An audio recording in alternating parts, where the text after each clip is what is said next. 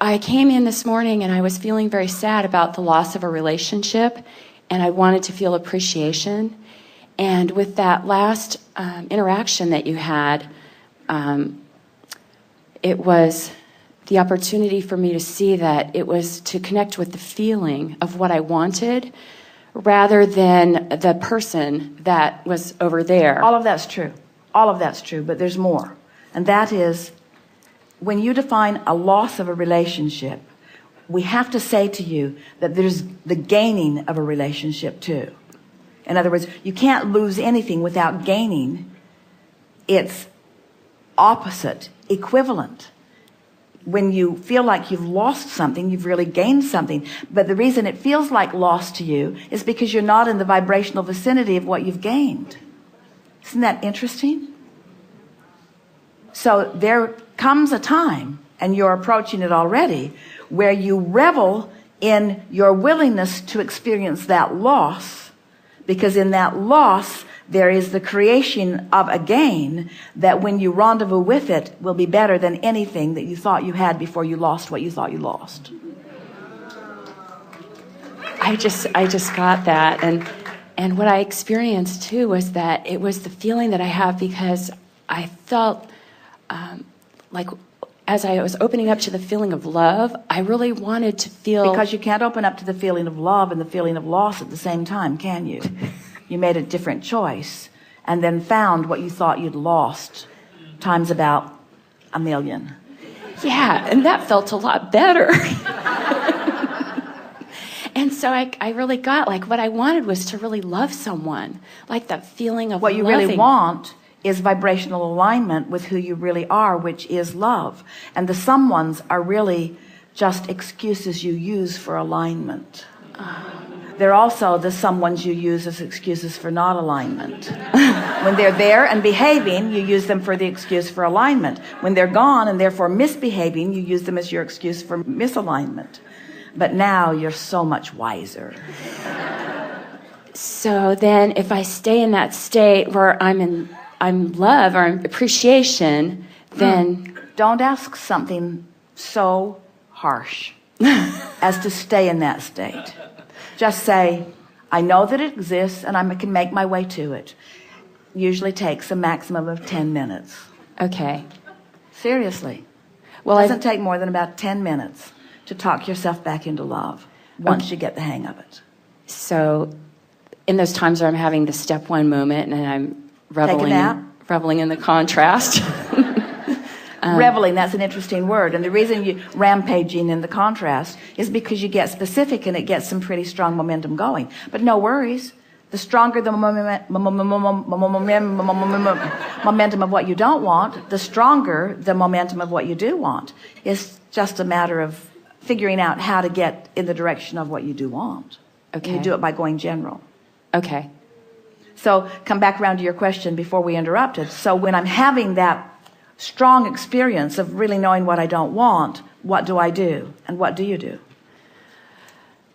Well, I have been feeling it. We don't mean what have you been doing. We mean what do you plan to do now that you've heard the wisdom of this day? Oh.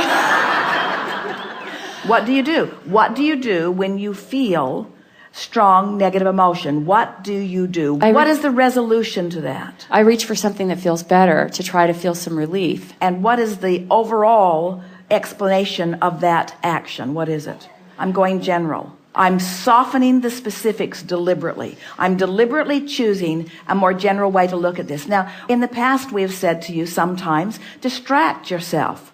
Distract yourself from it. But distraction is only a temporary solution. Going general can be a permanent solution, because as you go general often enough on enough things, you will find resonance with this feeling of well-being that will cause you to then walk around with this basis grid. And then the question that you asked earlier, how can I always be in a state of love, will be something that you're experiencing more of the time. More often in a state of love, because this experience caused me to go general, and this experience caused me to go general. This experience that I could not control caused me to go general because I couldn't control it. And if I wanted to feel good, I had to go general because I couldn't control it. This experience caused me to go general because I couldn't control it. I had no choice if I was to feel better than to go general. This one and this one and this one and this one, this person, this thought, this memory, this desire, this experience. I went general and general and general and general all day, every day for a week or 2 or 3. I went general until I established a vibrational, emotional grid that then began to carry me. And I began announcing, I'm feeling better more of the time. The world is looking beautiful to me again. I'm happy. I'm having more fun. And then once you begin acknowledging that emotional grid is more steady within you, then the things that begin to fill it in. We don't want you ever to be wary of anything that's contrasting in your experience. We don't want you to ever say, I always want to only be in the vortex, or I always want to only feel love. We want you to say, I know what to do. I'm the molder of the clay. I've come to experience the contrast and it's benefiting me dramatically. And I know the direction that I'm going. I know what to do. I have guidance within me. It's always on target. I know exactly what to do. If it feels good, I'm more specific. If it doesn't feel so good, I go general, and it works every single time. And as you begin saying that and meaning that and knowing that, then you don't say, I always want to be in a state of love. You say, I really like some of the hateful things that happen to me that make me experience the value of love. And with these things that I don't like, I parlay what I do want into more heights, what I do like into more heights. And because I'm so clear of who I am and how I'm supposed to feel, I'm able to find conscious, deliberate resonance with that frequently, so that my life just keeps getting better and better. That's what you all said. That's why you all came. You didn't say, we'll go forth, feather our nest, we'll just go forth into a happy little environment and just observe it. You passionately came forth wanting variety to stimulate you to things that you don't have, because you knew that you could not stand in a state of not having for very long. You knew that there was nothing that this time-space reality could inspire as a desire within you that you couldn't achieve.